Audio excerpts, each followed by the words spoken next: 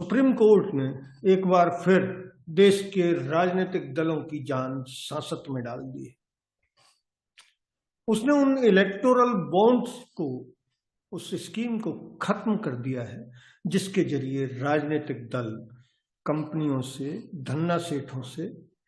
चंदा प्राप्त कर रहे थे। इस चंदे में शेल कंपनियों का बड़ा हिस्सा बताया जाता है। लेकिन इस पूरे फैसले से फिलहाल जो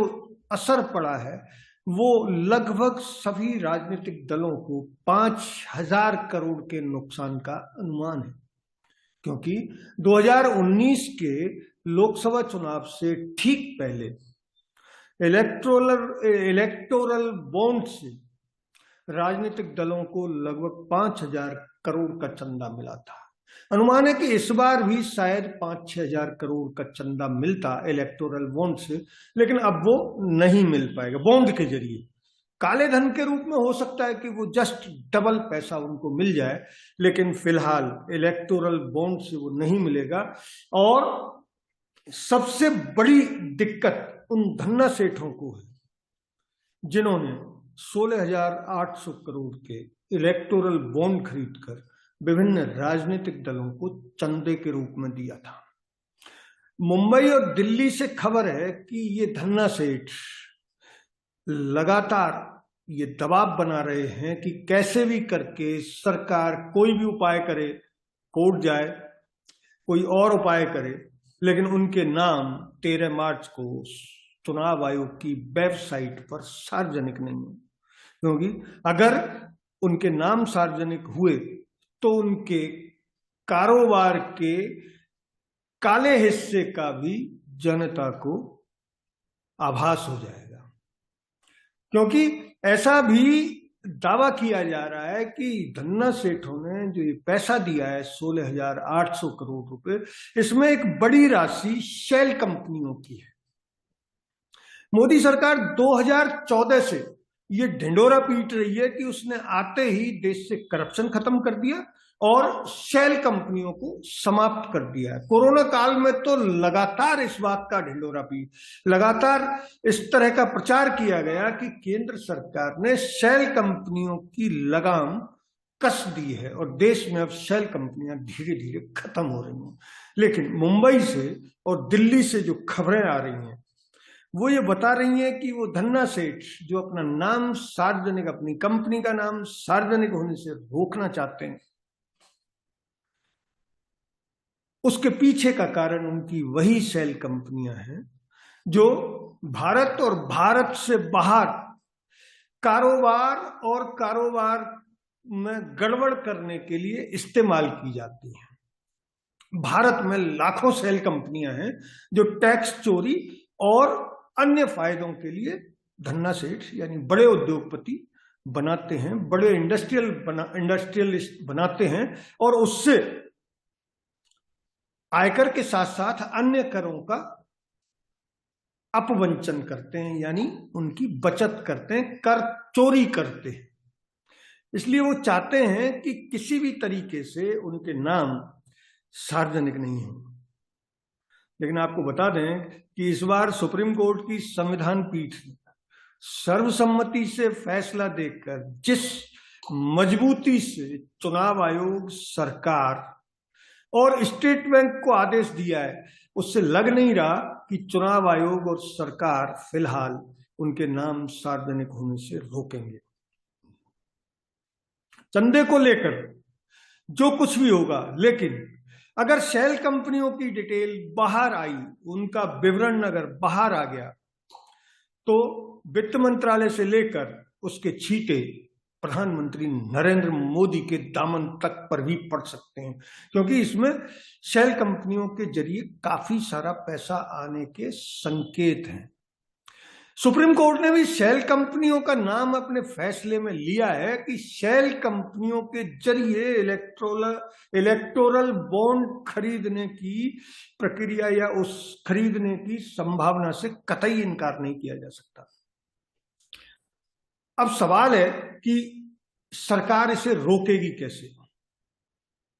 तो जिन लोगों को मोदी सरकार की मनमानी और उसकी मजबूती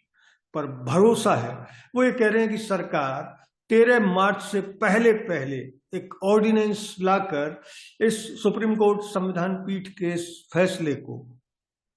निष्प्रभावी कर देगी। ये अलग बात है कि बाद में वो फैसला रिव्यू में आने के बाद क्या होगा, लेकिन तब तक चुनाव हो सकते हैं और चुनाव हो जाने के बाद नई संसद में अगर मोदी सरकार को फिर से बहुमत मिला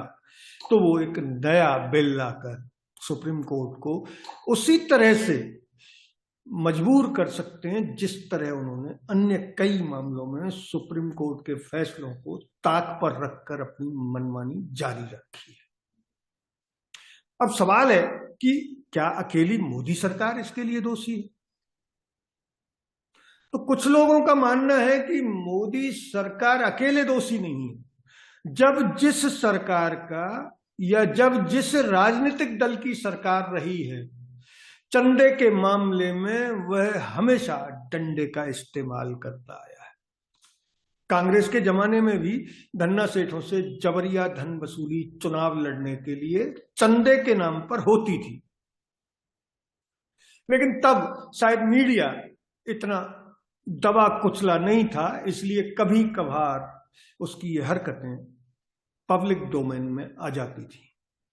और बीजेपी करप्शन का शोर मचाकर लोकसभा चुनावों में एक माहौल खड़ा कर देती थी। लेकिन इस बार इलेक्टोरल बॉन्ड के जरिए मोदी सरकार ने ऐसा रास्ता खोला था जिसमें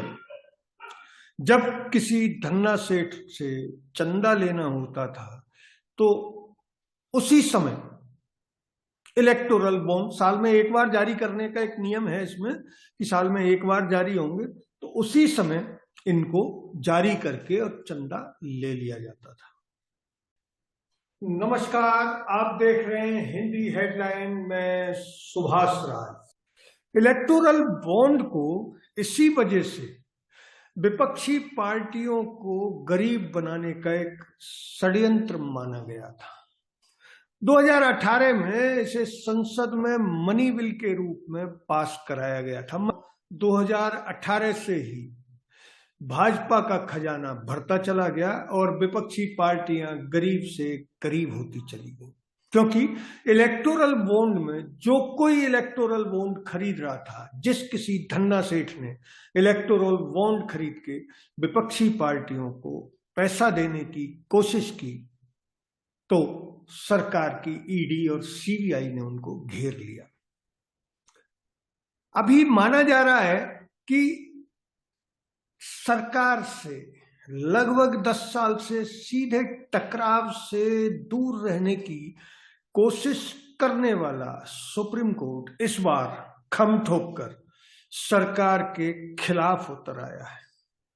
उसकी 5 न्यायाधीशों की संविधान पीठ ने जिस दृढ़ता से सर्वसम्मति से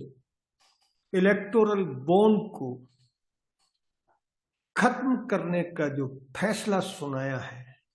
उससे साफ संकेत जा रहे हैं कि सुप्रीम कोर्ट लोकसभा चुनाव की पूर्व संध्या पर सरकार को ये जताना चाहता है कि वह सरकार की मनमानी रोकने का जब कभी अवसर मिलेगा, सुप्रीम कोर्ट उससे चूकेगा नहीं। अब सवाल है कि इलेक्टोरल बॉन्ड योजना से बीजेपी पर क्या फर्क पड़ेगा? तो कहने वाले यानी विश्लेषक ये कह रहे हैं कि शेल कंपनियां यानी फर्जी कंपनियां, बड़े धन्ना सेठ ऐसी कंपनियां जिनको शेल कहा जाता है, शेल कंपनियां बना लेते हैं जिनके जरिए पैसा देकर वो सरकार को प्रभावित कर रहे थे और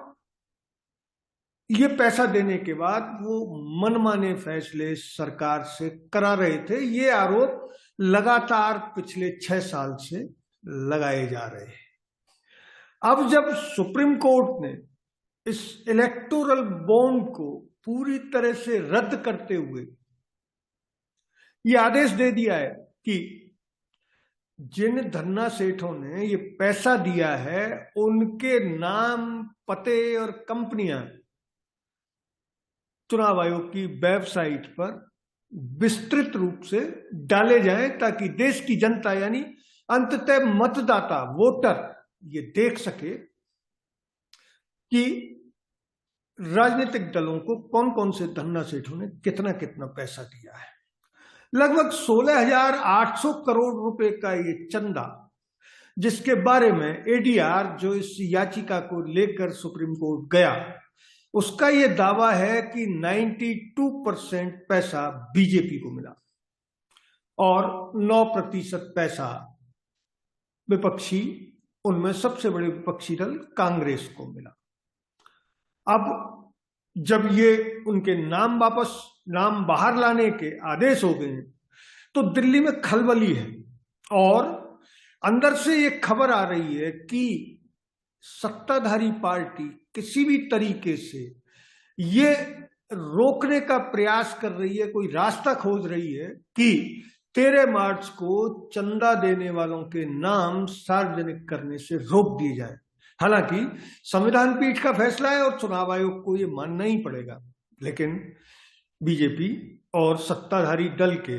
जो समर्थक हैं या बड़े धन्ना सेठ हैं, वो चाहते हैं कि उनके नाम बाहर नहीं आए, क्योंकि नाम बाहर आते ही उनके वो काले कारनामे भी बाहर आ सकते हैं जिन पर पर्दा डालने के लिए उसने सत्ताधारी दलों को चुनावी फंडिंग इलेक्टोरल बॉन्ड के रूप में की थी। अगर ये वीडियो आपको अच्छा लगा तो इसे लाइक करें, शेयर करें